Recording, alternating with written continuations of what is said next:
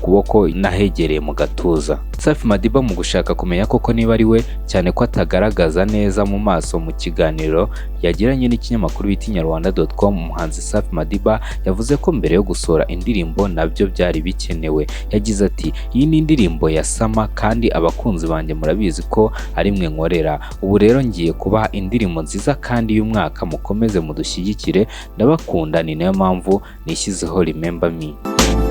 Muri ayo magambo yanditse mu rurimi rw'icyongereza ku kuboko kwa Safi Madiba, tugenekereje mu kinyarwanda agira ati inzozi zonyine z'ingirakamaro nizo ugira wamaze gukanguka.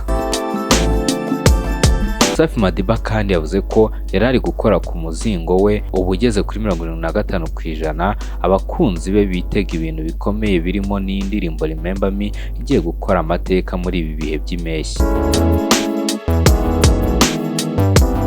Iyi ni Slim Jesus Entertainment, kora subscribe dukomeze tugendane 5 kuri 5. Ni byiza byinshi tuzagenda tubageza uko bwije n'uko bukeye.